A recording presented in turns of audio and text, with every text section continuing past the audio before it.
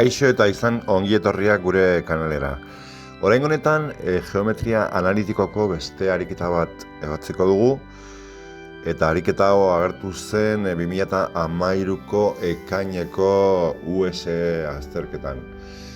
Matematika 2ko atalean gaian eta geometria analitikoko atalean. Ariketak puntu bat ematen digu, 2-0 puntua, eta 2 lau zeta berdin 0 pi planoa eman. Eta galdetzen diguna da, aurkitzeko A puntutik distantzia minimora dagoen piren puntua. Eta distantzia hori kalkulatzeko. Lehenengo atalean eta bigarren atalean eskatzen diguna da, pi planarekiko haren simetrikoa den B puntua kalkulatzeko.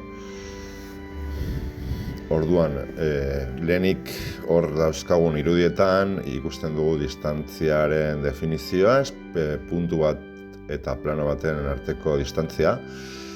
Kasu honetan A puntua izango genuke. Eta bigarren irudian A, B eta C puntuak ditugu. A ematen diguten puntua izanik eta C intersekzioa planarekiko, eta B haren puntu simetrikoa planarekiko. Horrela izan da, A puntua eta pi planoa definituko genituzke. Eta orain, distantzia minimoa kalkulatzeko, distantziaren formula edo erabiliko genuke, zuzenean distantzia minimoa kalkulatzen digulako formula honek. Hau da, planoaren ekuazio orokorra, goian, balio absolutuan, zati planoaren vektore normalaren modulua. Eta hau da, kasu honetan, bere balioa izango litzateke 7 zati 2,9 unitate. Orduan, hori oso pausu erraza da, eta berela kalkulatuko genuke formula honekin.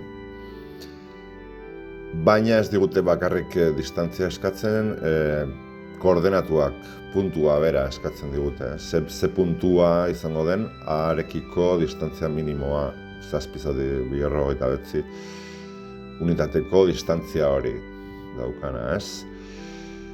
Orduan zer egingo dugu, lehenik eta behin egingo genuke R zuzena, asmatu edo R zuzena eraiki, datu hauek ezagututa.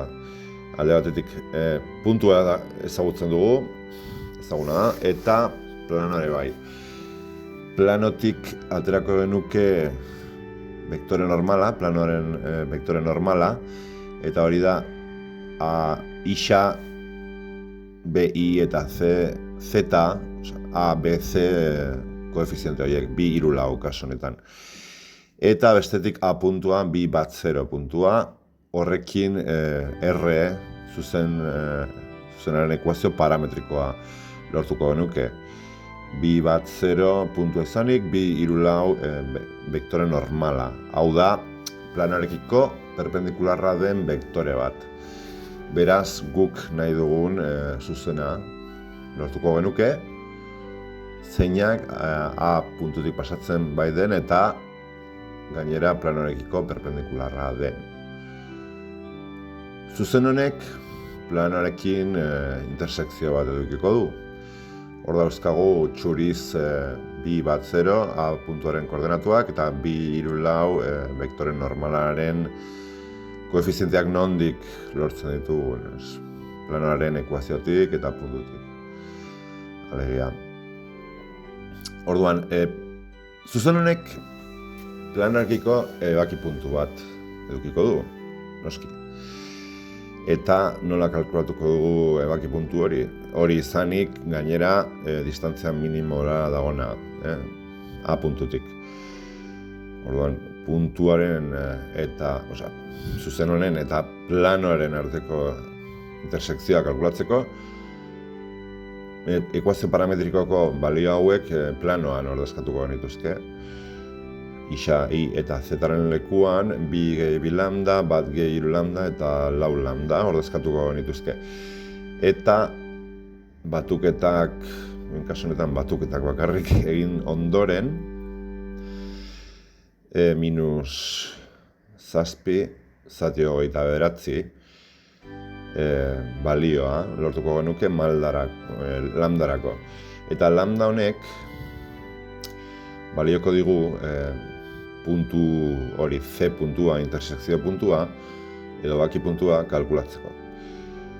Lambda ordezkatuz R-ren ekuazio parametrikoan, R zuzenaren ekuazio parametrikoan, hor puntu zehatza, intersekzio puntua, edo baki puntua, kalkulatuko genuke. Lambda minus zazpi 29 izanik, eta C puntua izanik R zuzenaren puntu generikoa, ekuazio parametrikoa bera, baina lambda konkretu honekin, minus zazpi zati 29, ordezkatuko genuke lambdaren posizioan, eta batuketak, kenketak egin ondoren, C puntuaren koordenatuak lortuko ditugu. Orduan ordezkatu dugu, eta azkenean 44, 29, zortzi 29, eta minus 28, 29, oso punto polita lortuko genuke. Gainera 29 zenbaki lehena, primo, izanik, ezin dugu simplifikatu. Baina, hau da puntua. Eta hori da A-sekzioaren erantzuna, soluzioa. Hor, beranduago ikusiko dugu nola gelditzen den espazioan, 3 dimentsioetan, puntu hau. Eta zuzena eta planoa. Eta orain kalkulatuko genuke, B puntua, hau da, A puntuaren puntu simetrikoa planoarekiko. Horako hau C kalkulatu duguna, A ezaguna zena hasieratik, eta B kalkulatzeko formula hau erabiliko genuke, formula hauek. C-ren isa osagaia ezaguna denez, I osagaia ezaguna denez eta Z osagaia ere ezagunak direnez, A puntua ezaguna denez, ordezkatu genituzke hor balioak, kasu bakoitzean, eta B isa, B I eta B Z. Hau da, B puntuaren isa osagaia, I osagaia eta Z osagaia kalkulatuko genituzke. Hau da, C da erdiko puntua, beraz A gehi B zati bi, izango da, zehazki C-ren koordenatuak izango dira. Honela, 30, minus 13, 29, eta minus 56, 29 lortuko genituzke B puntuaren edo puntu simetriko horren koordenatuen balioak. Eta orain ikusiko genuke nola gelditzen diren elementu guzti hauek espazioan, GeoGebra 3D erabilita. Hor daukagun espazioan, lehenik planoa daukagu gorriz. Ondoren puntua, A puntua, ezagunak, datuak zirenak, hasieratik. Mamorez. Eta eraiki dugun zuzena agertuko da. Hor intersekzioa C puntua izanik, zuzena eta planoaren artean. Eta C kalkulatu dugunez, koordenatuak sartuko genituzke programan eta hor agertuko ditzaiguke gorriz C puntua. Eta azkenik B puntua edo A-ren puntu simetrikoa agertuko da. Noski zuzenaren puntua izanik. Azalpen hauek gustoko badituzue, emaiozue, sakazazue gustatzen zait botoia, eta arpidetu zaitezte kanal honetara. Eskerrik asko.